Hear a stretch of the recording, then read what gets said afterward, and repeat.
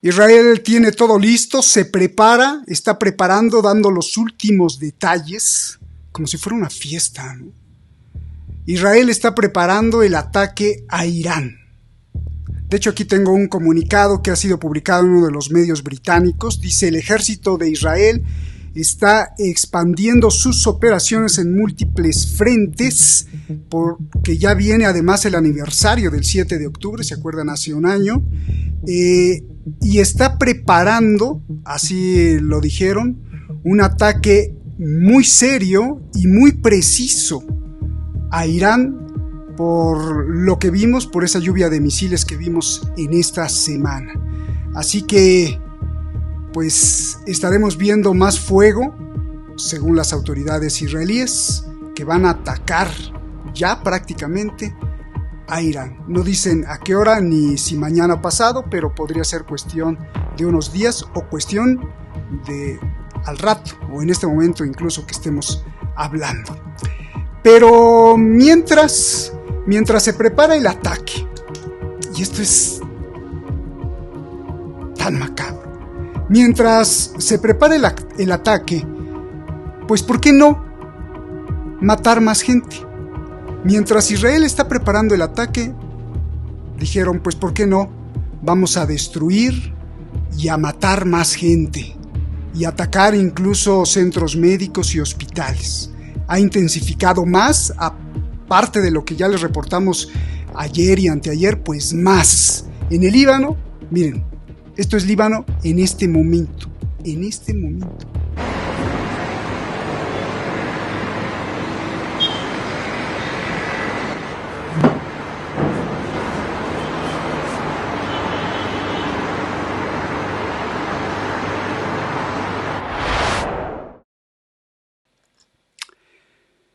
De hecho, con información de Eduardo Luque, para este ataque que les decía que está preparando Israel contra Irán, están llegando barcos de guerra, están llegando submarinos nucleares, por supuesto, de Estados Unidos, quizá de la OTAN, en el Mediterráneo. Esto es información de Eduardo Luque, fresquecita. Ahora les va a decir Eduardo en qué exactamente parte está llegando y están haciendo pues ya también maniobras, y ahí les vamos a poner unas imágenes, creo que enfrente de Grecia. Y mientras se prepara el ataque contra Irán, Eduardo, te saludo, pues ¿por qué no? ¿Por qué no matar más gente? No solo en el Líbano. Y perdón por toda esta introducción, pero creo que es muy importante no solo informarla, sino denunciarla, que eso es lo más importante que se hace aquí y en todos los, pues, que tenemos en el corazón el periodismo y el ansia de ver un mundo en paz. Mientras se prepara el ataque, pues ¿por qué no? Ya vimos imágenes en el Líbano cómo están bombardeando. Mientras se prepara el ataque, y lo vuelvo a repetir, contra Irán, pues ¿por qué no matar más gente? En Gaza y ahora en la otra parte de Palestina, en lo que se llama Cisjordania. En 26 años Israel no había atacado así a Cisjordania. Recuerden que la franja de Gaza es un rectángulo ahí encarcelado por Israel, y Cisjordania pues está del otro lado, lo que se dice en inglés West Bank, que es como un queso gruyere donde las patrullas de Israel se meten prácticamente a todos los barrios palestinos, pero ahí no se había atacado tan cruelmente desde hace 26 años. Pues mientras se prepara el ataque contra Irán, pues han atacado y hay casi una veintena de muertos, algo no visto desde hace décadas por Israel, así, en un día casi 20 muertos, y la gente está llorando y despidiendo a sus muertos así. Esto es Palestina, esto es Cisjordania, no la franja de Gaza, que también es Palestina, pero esto es Cisjordania, donde las cosas son un poco más tranquilas, donde sí mata Israel, pero 1 o 2 al día, no, hoy 20 y tantos. La cifra oficial es 18, pero yo creo que son más. Tengo más cosas y no quiero que esté ahí Eduardo nada más viendo, pero pero lo veo con la cara así de impresionado. Salte del análisis, salte de lo que tenías preparado hoy, Eduardo. Solo dime una palabra, porque tengo otros 2 videos muy importantes. Solo dime una palabra de qué momento está viendo el planeta. Eduardo, por favor. Una sola palabra: horror. Es la única palabra que puede definir lo que estamos viendo: horror.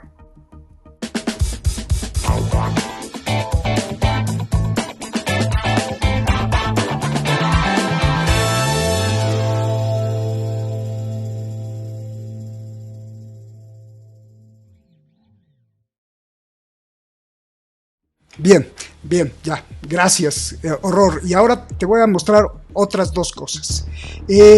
Mientras se prepara el ataque a Irán, que esto es muy importante, pues, ¿por qué no escuchar a los Estados Unidos?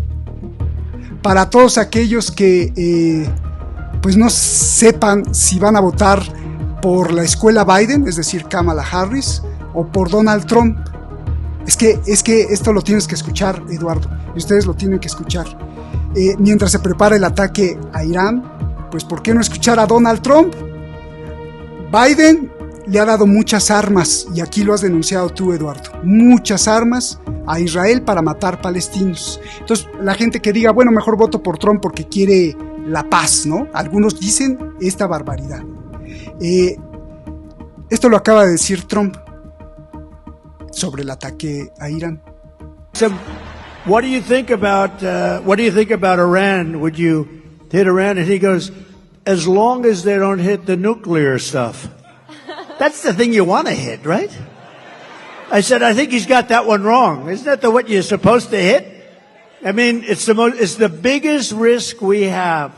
Nuclear weapons, the power of nuclear weapons, the power of weaponry. You know, I rebuilt the entire military, jets, everything. I built it, including nuclear, and I hated to build the nuclear, but I got to know firsthand the power of that stuff, and I'll tell you what, we have to be totally prepared. We have to be absolutely prepared. But when they asked him that question, the answer should have been, hit the nuclear first and worry about the rest later.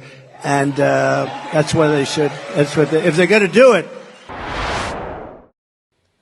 Así o más clarito, así o más claro, Eduardo, así o más claro, porque si no es Biden es Kamala, y si no es Kamala es Donald Trump. O sea, ataca lo nuclear y después vemos, o sea, qué mente. Y para acabar con la mente, Eduardo rescata un video que nos manda para que nos ilustremos cómo es la mayoría, o cómo son algunos por lo menos, de los políticos con poder en Europa que buscan la paz. Sí, buscan la paz. Buscan la paz, pero para ellos, y la guerra para los demás, o incluso diría yo, Eduardo, la muerte para los demás. ¿Por qué? Porque quiero que escuchen, así como escucharon a Donald Trump, a este señor que es un político, y cómo se expresa de la gente que está fuera de la Unión Europea, y cómo alcanzarían la paz. Incluso les harían estatuas a los libertadores. Caray. Eduardo, gracias por enviar esta joya. Whom we are afraid of. We are discussing, can we give to Ukraine possibility to attack aims on Russian territory, or maybe not? Whom we are afraid of? Russia, where more than 20 million people shit on the streets because they don't have toilets in their houses. That's why they were stealing it from Ukrainian homes. North Korea, pitiful. Iran, with this Ayatollah regime, which just raising the flags and they can't even reply what's happening in their own capital when their key proxy was killed there. They can't do anything about this. Whom we are afraid of? They are attacking in Salisbury, bomb Moscow. They are attacking in Berlin, bomb Moscow. If we would do this, they would never attack Ukraine. But they did this just because they saw no reaction. And if we will do what we need to do, this pitiful regime will disappear like all other else. And then Russian people will erect monuments to European liberators of them from this awful regime, as well as Iranian people will do in Tehran. Hubieran visto la cara de Eduardo al ver de nuevo este video. Atrás de cámara está riéndose, y es que es para reír, pero también para llorar, porque por sujetos como estos se hace la guerra, Eduardo. Y ya para dejarte todo el micrófono, Eduardo nos envió una frase de Isaac Asimov. Una frase, yo creo que es súper elocuente en estos momentos. Ahí les va lo que nos envía Eduardo. El anti-intelectualismo ha ido abriéndose paso a paso a través de nuestra vida política y cultural, alimentando la falsa noción que la democracia significa que mi ignorancia es tan válida como tu conocimiento. Alimentando la falsa noción que la democracia significa que mi ignorancia es tan válida como tu conocimiento, o como el conocimiento. Isaac Asimov.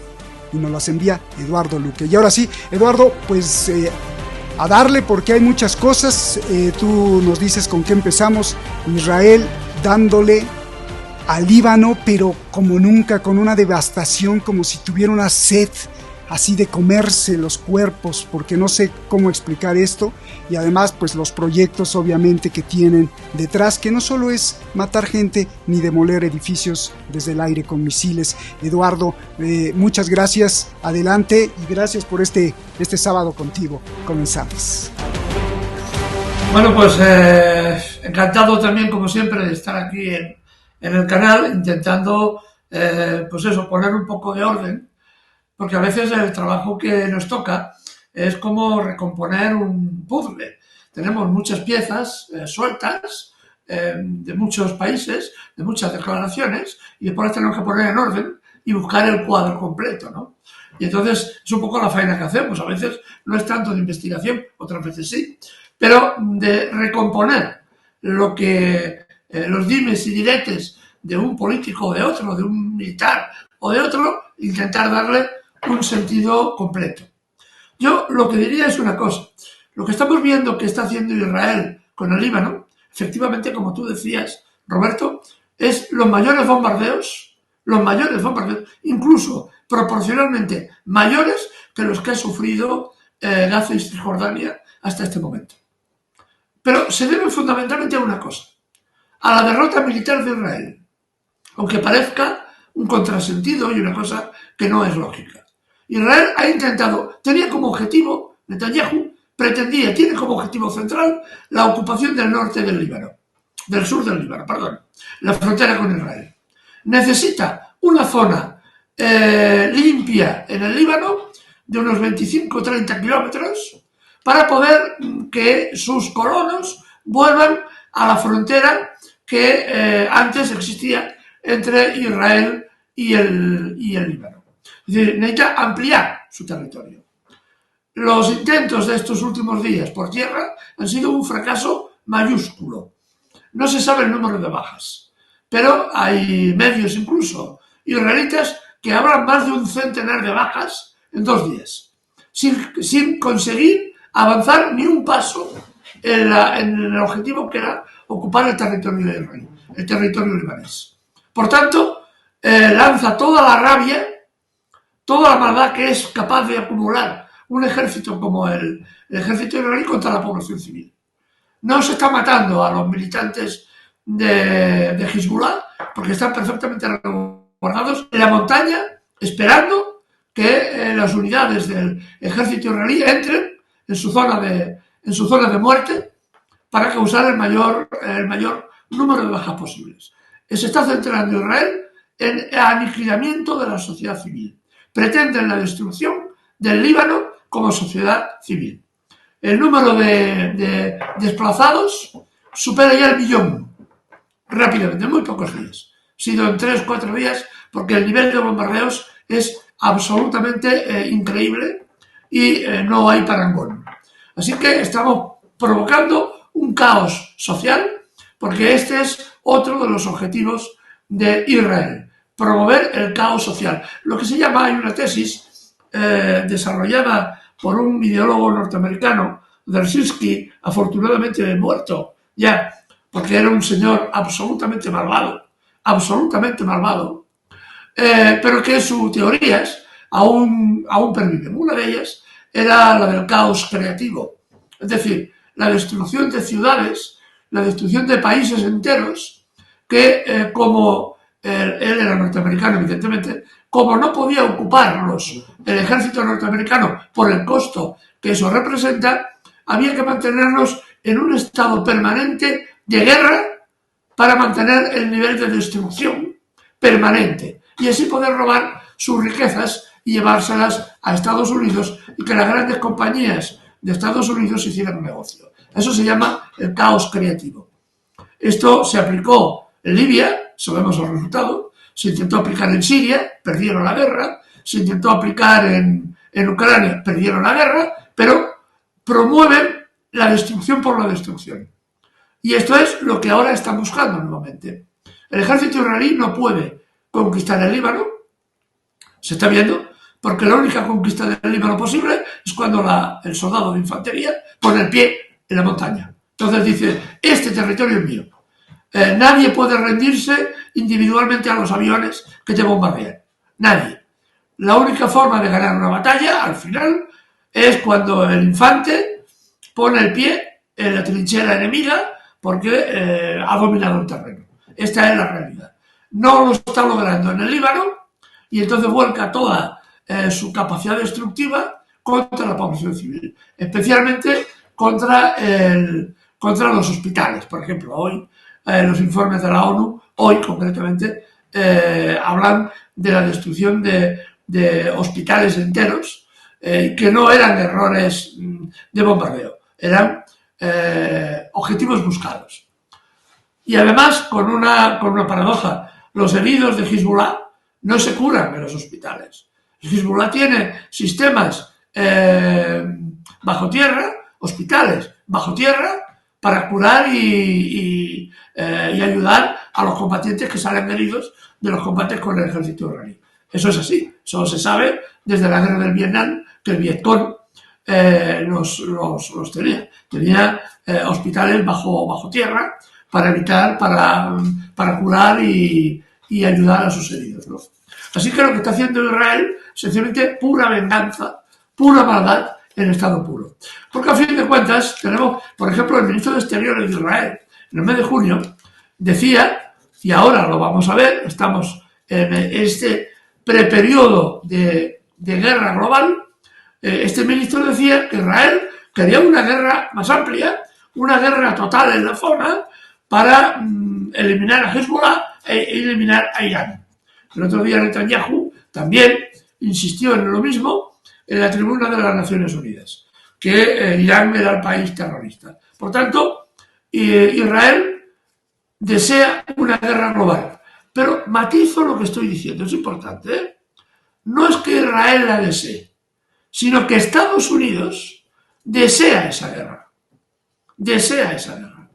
Y el porqué de ese deseo lo explicaremos un poquito más adelante. Tiene relación con algunas de las cosas que ya hemos venido explicando en otros programas, ¿no? Así que es Estados Unidos el que realmente está detrás y por eso los dos candidatos, como os he enseñado en el vídeo, están de acuerdo en el tema de Gaza, más o menos de acuerdo, con los matices que cada uno indica, ¿no? Pero fundamentalmente están de acuerdo. Hay que ganar, Israel tiene que ganar esta guerra de agresión, que no solo va a ser contra Gaza y Cisjordania, que ya lo es, no solo va a ser contra el Líbano, que ya lo es, sino que va a implicar también posiblemente a Siria, Irak, Irán y el Yemen. Es decir, una guerra con características amplias. Pero evidentemente todo eso está por ver. ¿Por qué lo digo? Porque las líneas de suministro de Hezbollah son muy largas, se extienden muy largas, es decir, van desde Irak hasta Siria, pasando por el Líbano, hasta llegar a los frentes de combate.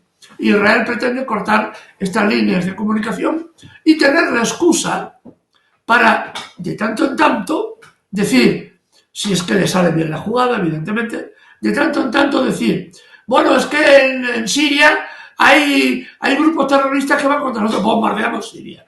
Eso, de aquí a unos meses, sí le sale bien. Hay grupos terroristas en Irak, bombardeamos Irak.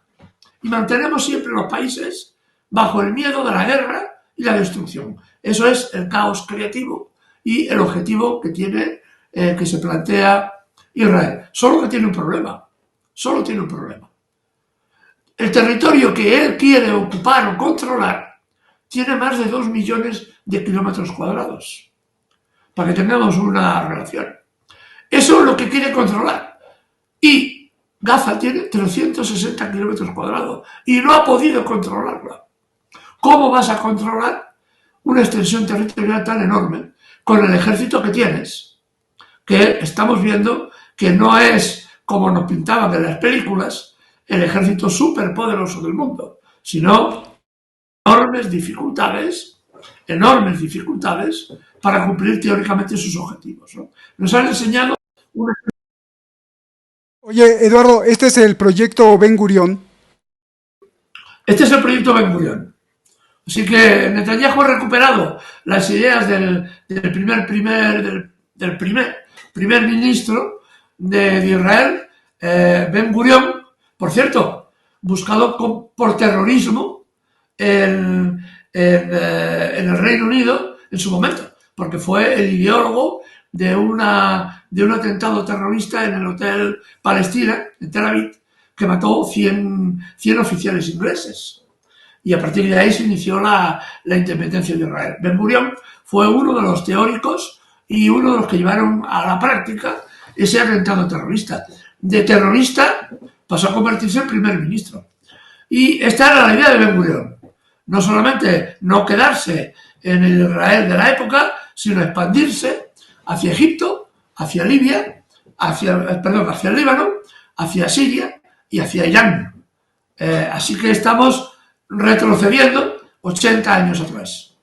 Me imagino que para este plan que nos estás mencionando, para el proyecto Ben Gurión, me imagino que para el ataque a Irán que se está preparando, que puede ser en cualquier momento, es por eso la información que nos enviaste hace un ratito y que ya la dije, que se está acumulando material bélico, grupos de guerra, marina, barcos de guerra, submarinos. ¿Esto en dónde y por qué están llegando ahí, Eduardo? Y si esto tiene que ver con pues la no tan esperada supereficacia de los soldados israelíes, Eduardo.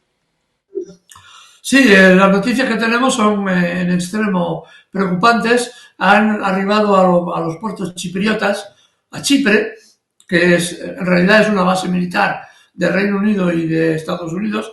Era legalmente del Reino Unido, prácticamente la isla está separada y es una base militar del Reino Unido. Las noticias vienen de diarios turcos que están encima de la noticia y había llegado un grupo de barcos de desembarco anfibio capaces de llevar aviones desde las pistas de lanzamiento y además el movimiento de submarinos atómicos hacia el Mediterráneo oriental. Se está acumulando ya, la capacidad militar suficiente para hacer un asalto, un ataque importante, cuyo objetivo esencial será evidentemente Irán, ¿no?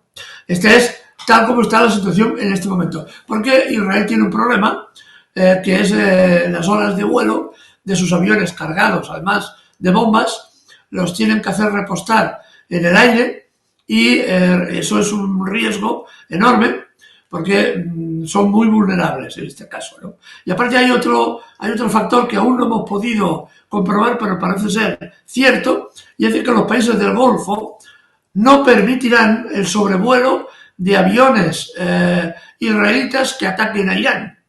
Y esto es importante, porque las otras acciones habían mantenido una posición de apoyo a cuando, por ejemplo, Yemen bombardeó Tel Aviv hace 5 meses, aviones de Arabia Saudita participaron en el intento de derribar los misiles salientes, ¿no? Ahora parece ser que los países del Golfo no van a intervenir, se van a mantener una exquisita neutralidad, no van a apoyar a la aviación israelí ni a la aviación norteamericana, lo cual es un cambio, si se produce, es un cambio político, geopolítico muy importante, muy importante. Significa que estos países tienen claro ya que no se van a inmiscuir en una guerra que no es la suya. De hecho, las declaraciones de Bin Salman, el emir de Arabia Saudita, lo ha dejado muy claro, ¿no? En el sentido de que ellos lo que quieren es relaciones de fraternidad, ha utilizado la palabra fraternidad con Irán, y relaciones también de amistad y colaboración con Siria, que habían sido los dos grandes enemigos hasta ahora, igual que Qatar.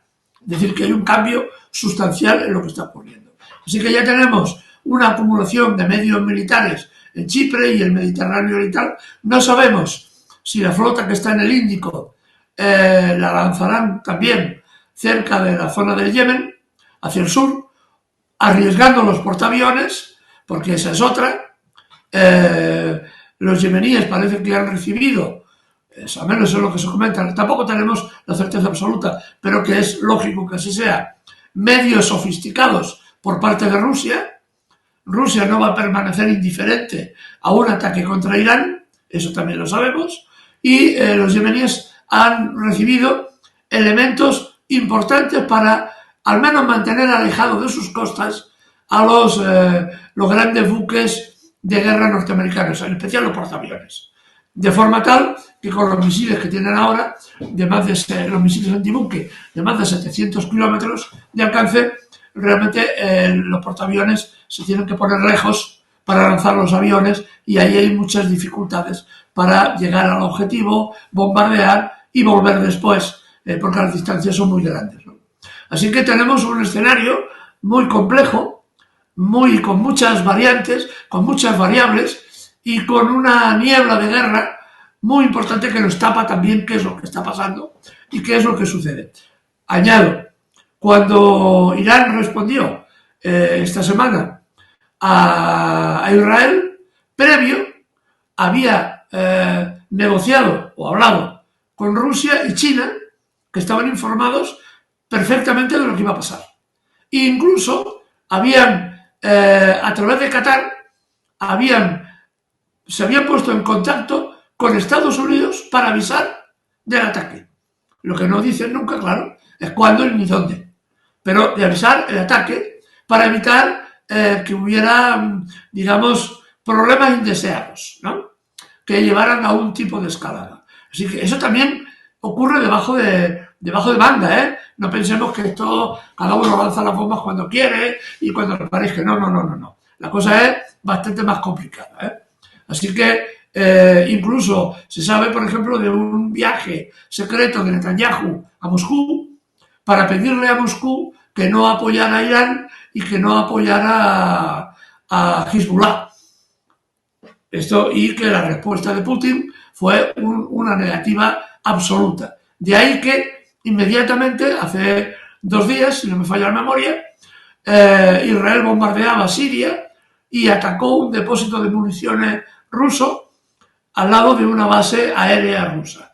Por primera vez los rusos utilizaron misiles antiaéreos contra los misiles entrantes que disparaba Israel, los aviones israelitas, ¿no? Es decir que hay no solamente los dos adversarios, digamos Israel e Irán, por simplificar, sino que hay muchos más elementos en juego en esta especie de ecuación en la que hay muchas variables que intervienen y de las cuales no tenemos mucho conocimiento. Eso también hay que decirlo. Eduardo, ya nos hablaste de este plan secreto que, bueno, pues ya cada vez está emergiendo, que es el control geográfico territorial, el Greater Israel, el Israel gigante o el más grande Israel. Ya nos hablaste de esta ideología que permea, que no importa si sea religiosa o bien religiosa o sea atea, pero sí es una cuestión, yo creo que ahí abro paréntesis, deberíamos de aprender la lección todos los ciudadanos del mundo, ¿no?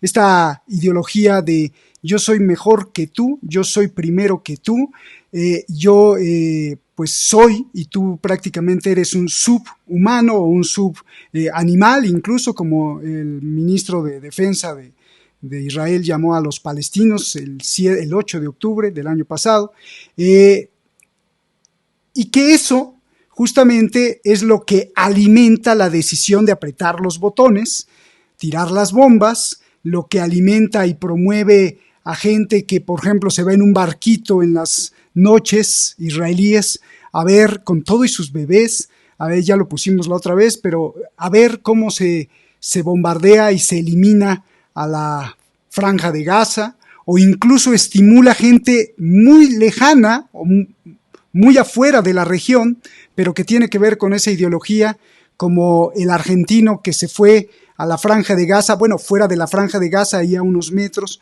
a prepararles asadito, un asado argentino a los soldados. Dicen, pobres, están cansados todo el día bombardeando Gaza, cuando vengan se les da de comer, se les hace el asado argentino y aquí estamos apoyando la causa, imagínate nada más. Bueno, ya nos hablaste de todo esto y traes a colación pues también a China y a Rusia.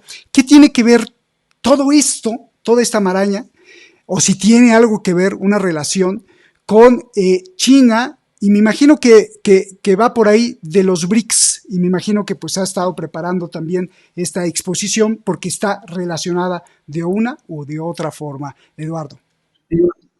Efectivamente, es lo que hemos venido explicando ya en anteriores ocasiones y que a ver si la premura de las noticias nos permite explicar bien cuál es el entorno de los BRICS y qué representa, ¿no?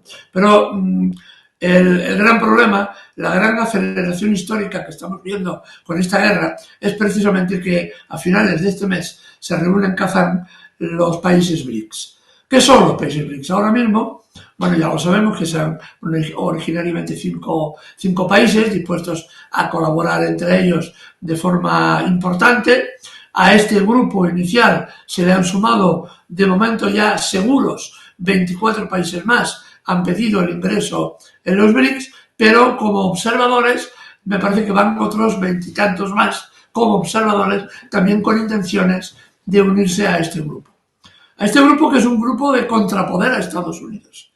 Y tan contrapoder que en este grupo están nada menos que China, Rusia, Sudáfrica, Brasil, la India, ahora entrará Venezuela, que es un país que tiene pocas capacidades industriales, pero tiene una cosa fundamental, que es las mayores reservas de petróleo del mundo, por encima de Arabia Saudita, que entrará también en los BRICS, y otro montón de países más, incluido Tailandia, por ejemplo, que era un aliado histórico de Estados Unidos y que ya ha decidido cambiar de bando, o digamos, tantear que no le va tan bien con Estados Unidos y se busca donde más caliente el sol, ¿no?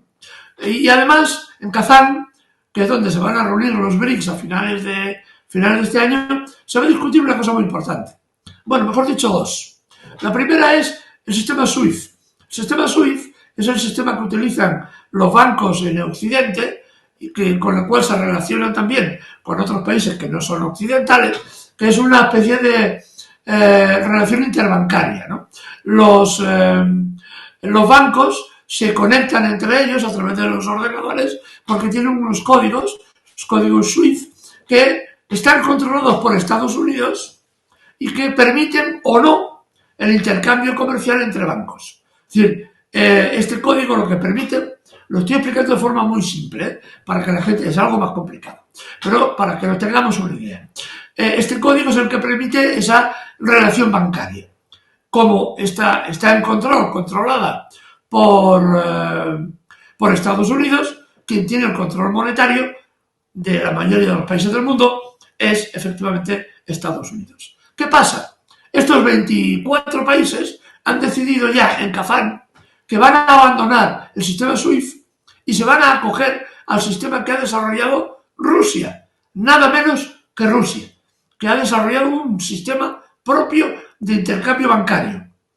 Claro, estos países que van a abandonar el sistema SWIFT y van a coger el sistema interbancario ruso son países enormes, con un potencial económico enorme. Arabia Saudita, que ya renunció completamente a los petrodólares, lo explicamos aquí, que el acuerdo que se firmó en Estados Unidos, entre Estados Unidos y Arabia Saudita, concluyó hace 2 años y ahora Arabia Saudita rompió las relaciones con Estados Unidos y le dijo, a partir de ahora, cuando quieras mi petróleo, me lo pagas en la moneda que yo quiera. No tiene por qué ser el dólar. Vamos a ver del rial, vamos a hablar de otras monedas, ¿no?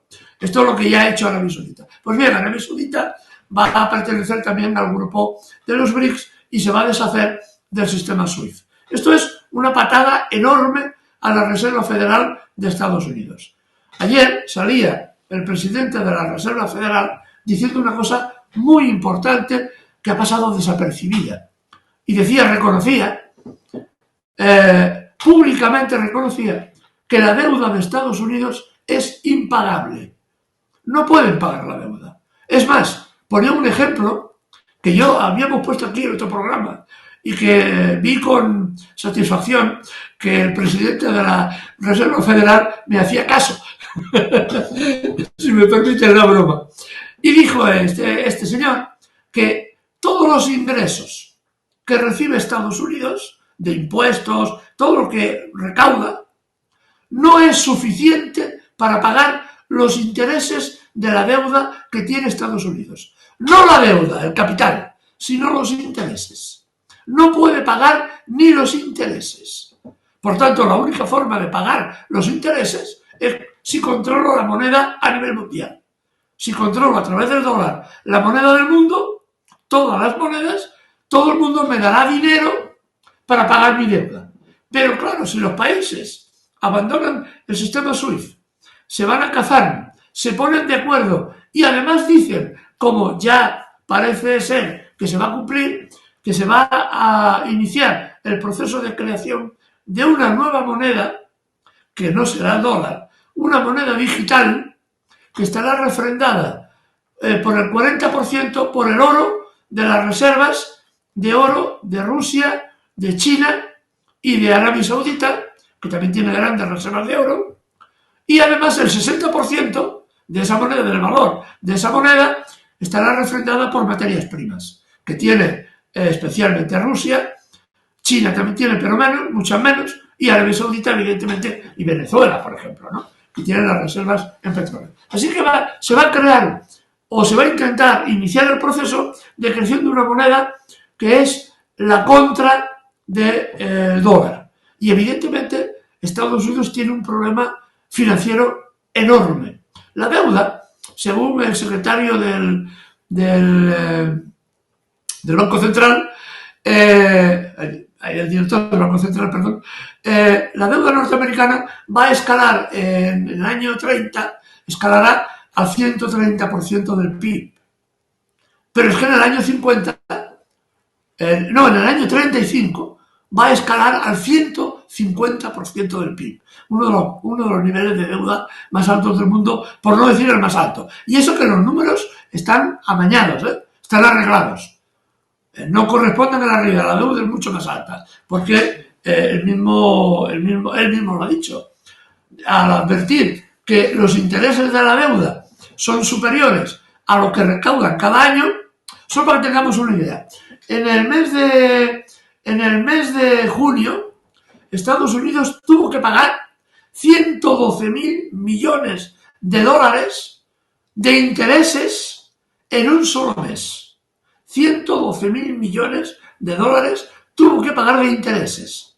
Y otros tantos al mes siguiente, y otros tantos al mes siguiente, etcétera, etcétera, etcétera.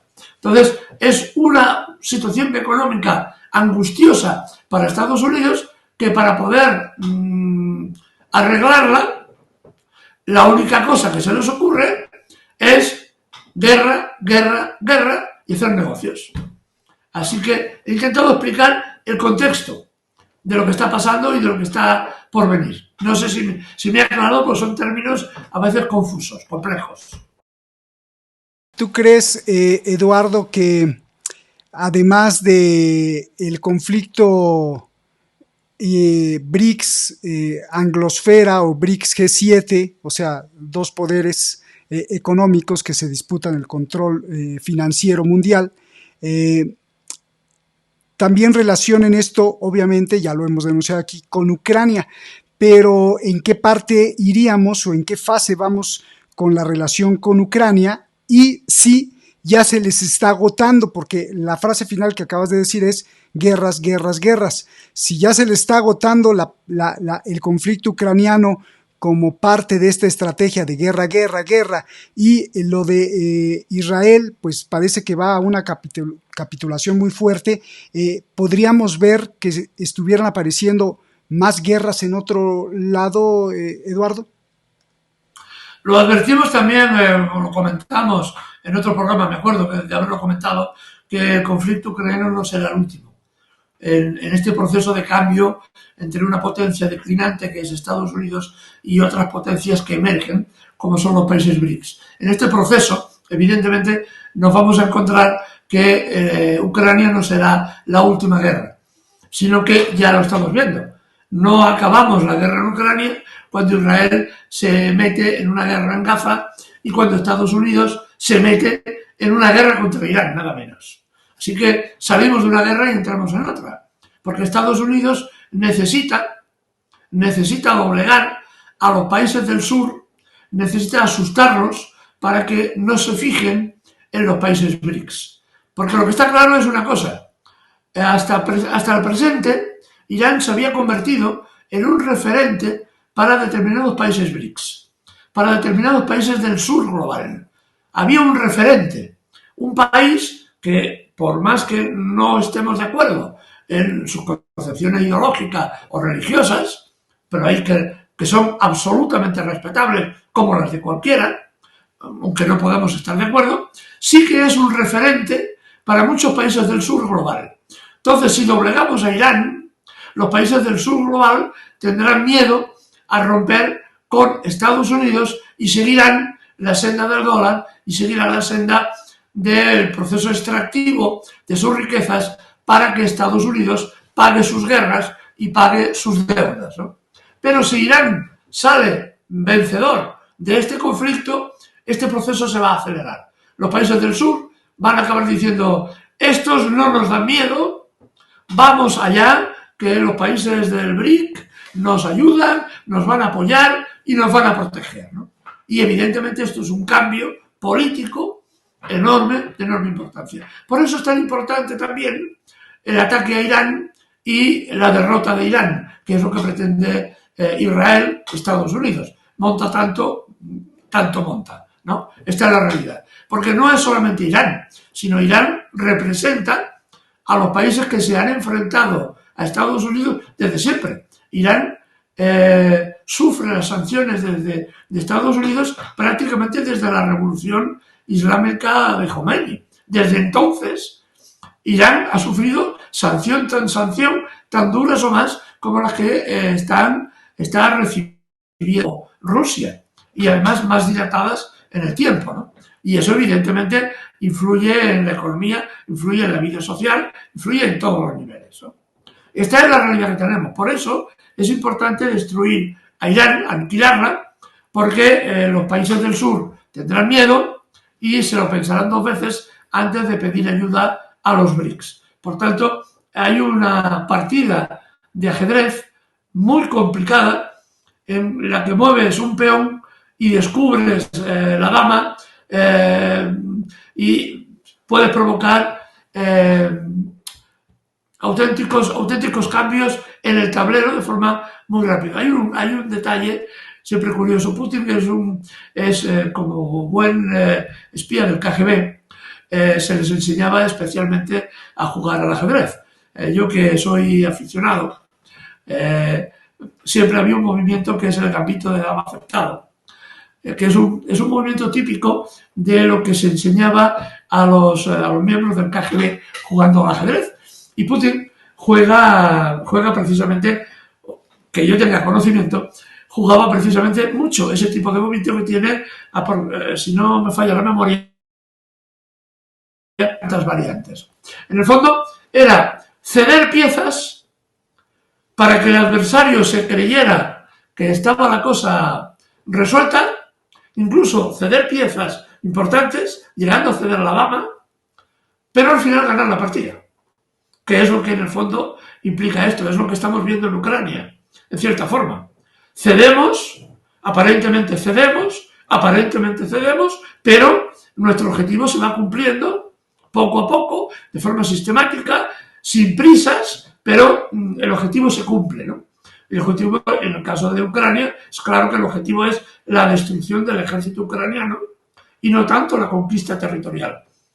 Los mapas no se han movido tampoco tanto desde el último año en Ucrania, pero en cambio el ejército ucraniano está deshecho, está completamente. Eso es un gambito de dama. No ganamos terreno, pero eliminamos al enemigo, lo vamos royendo como si fuera un queso por parte de un ratón hasta que lo liquidamos, ¿no? Y en esto parece ser que Putin era bastante bueno jugando al ajedrez y jugando ese tipo de movimiento, que es un movimiento, por cierto, muy conocido, ¿eh? No lo invento yo. Claro, Eduardo, sí, qué interesante, ¿no? E incluso no solo ofrecer piezas o regalar piezas, que parecería así como un movimiento tonto, sino que mostrar también con el juego debilidad o vulnerabilidad y entonces el adversario dice, mira, está pensando malas cosas o está siendo vulnerable por ciertos movimientos, pero no saben que te va a dar con un solo peón un jaque mate, ¿no? Oye, pues ya, si quieres ir cerrando y concluyendo, nos envías una información que aquí estoy leyendo que para esto de nuevas guerras que podrían aparecer, se propone la creación de 49 brigadas más, lo que sumarían 131 compuestas por 5,000 hombres cada una. Esto lo dice el canal TV Welt o Welt. Se pretende quintuplicar el número de las defensas aéreas de 293 a 1,467. ¿De dónde sacarán el dinero? Eso, bueno, ya lo estabas diciendo, pero además incorporarían al servicio militar o a la mili, como se dice en España, obligatoria, además, y todo ¿qué resultado tendría en el caótico desgajamiento del tejido social? Que eso es también muy importante, porque pues ya hablar de servicio militar obligatorio significa estar prácticamente en tiempo de guerra. Eduardo, por favor, y si se nos va algo más, pues adelante, es tuyo. Sí, no, muy rápido, ¿eh? A ver, esto es el proceso lógico, dentro de la lógica que puede tener una guerra, es el proceso lógico que la Unión Europea está diseñando en este momento. Se está creando un cuerpo de ejército, ellos pretenden que tenga en torno al 500,000 de efectivos, aproximadamente, de todos los países, y para eso necesitan la milicia obligatoria, puesto que los ejércitos profesionales que ahora tienen son muy pequeños proporcionalmente para hacer una gran campaña militar. Por eso, cuando estábamos antes diciendo que Ucrania no será la última guerra, es precisamente, me baso también en las cifras, en los proyectos de ley que ya están en marcha en Italia, las discusiones en Alemania, en Dinamarca me parece que ya mandan tanto a hombres como a mujeres al servicio militar obligatorio. No sé si son de 8 meses. En Francia lo querían disfrazar diciendo, no, es que vamos a crear una especie de ONG para que los chavales jóvenes y las chavalas vayan ahí a prestar servicio social, pero bueno, les daremos unos fusiles y unos cañones y unos misiles, porque ya se sabe que a veces las ONGs, pues claro, tienen que ayudar a tiros a los buenos contra los malos, ¿no? Eso intentan vender la moto en ese sentido en Francia y en Reino Unido, también se lo están planteando, pero tienen un problema, que no tienen una puñetera libra para pagar eso. Es decir, no tienen, económicamente, Europa está en la ruina. Las cifras macroeconómicas engañan, ocultan la verdad de lo que está pasando en Alemania, por ejemplo, que era el motor de Europa, digo, porque ya no lo es, y que está en recesión desde hace 2 trimestres, y que tenemos en Europa ahora, hoy, se está discutiendo las sanciones a los si se ponen finalmente sanciones a los coches chinos, y una guerra comercial con China es el final de Europa, porque además la industria europea ya no puede competir, porque no tiene gas ni petróleo ruso barato, no puede competir, hay que comprar el gas de Estados Unidos, que es carísimo, o de otros lugares, ¿no? Por tanto, no hay dinero para una guerra, no hay dinero para una movilización, no hay dinero, solo hay una posibilidad. Y esto es una cosa que me gustaría que la gente entendiera. Solo hay una posibilidad de conseguir dinero, y es reduciendo los beneficios sociales. Las pensiones se van a endurecer, la sanidad se va a privatizar y se va a endurecer, la enseñanza se va a volver todavía más cara y se va a endurecer, y la residencia y todo aquello que represente beneficio social se tiene que recortar para pagar la deuda que va a generar el hecho de rearmar a la Unión Europea, si es que antes no implosiona, que es otra posibilidad real también, aunque más a largo plazo, ¿no? Pero esta es la realidad, ¿no? Para crear este ejército de 500.000 de efectivos necesitas enormes cantidades de dinero que solo puedes obtener cuando hay crisis económica en Europa, solo lo puedes obtener reduciendo los beneficios sociales.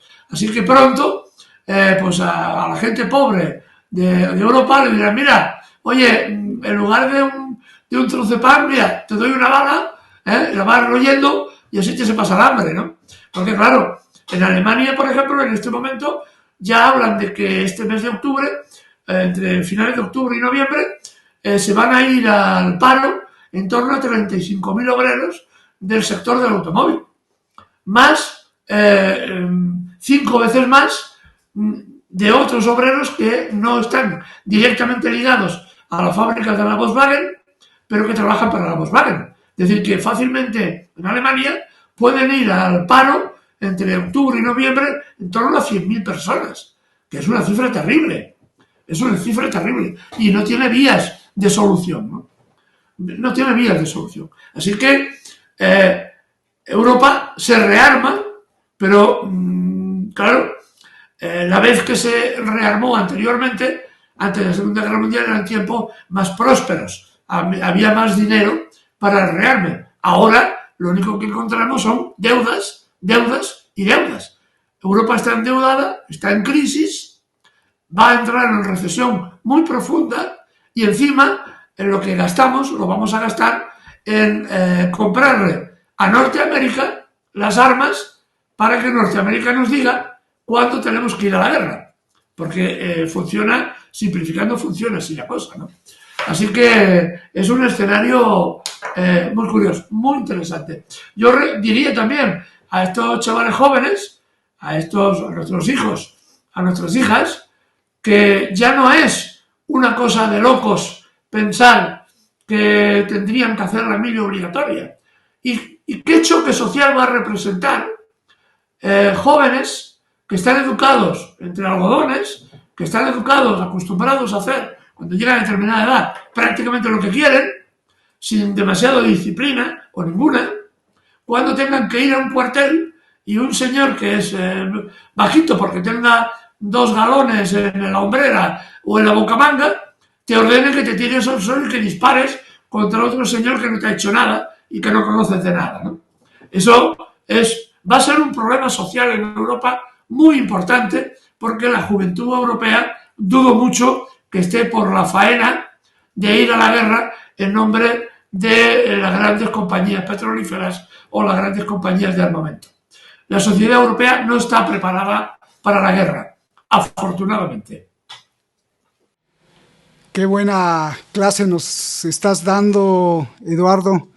Muchísimas gracias. Exactamente cómo todo está interrelacionado, y al final quien paga los platos rojos, rotos y rojos manchados de sangre, pues es el tejido social. Cuando se desgaja el tejido social, pues tenemos la pobreza del alma, la pobreza de una vida que pues cualquier niñez debería de tener, juguetes, debería jugar con su imaginación, tener una infancia feliz, y lo único que vemos pues es desolación, como lo hemos visto en muchas guerras y ahora más que nunca en la Franja de Gaza y en el Líbano, que por sistema Ya lo comentamos la otra vez, que por sistema Israel además ataca con esta hazaña increíble de entender 80% de los muertos son niños y mujeres. Pues ya cerraste, ya concluiste el programa. Para irnos, pues tu cereza del pastel, y que en este caso no sería una palabra, sino creo que has escogido un pensamiento, una poesía, un poema. ¿De qué se trata? ¿Por qué lo dices? Y pues dínoslos, por favor. Adelante, Eduardo. Es un poema de Luis Cernuda.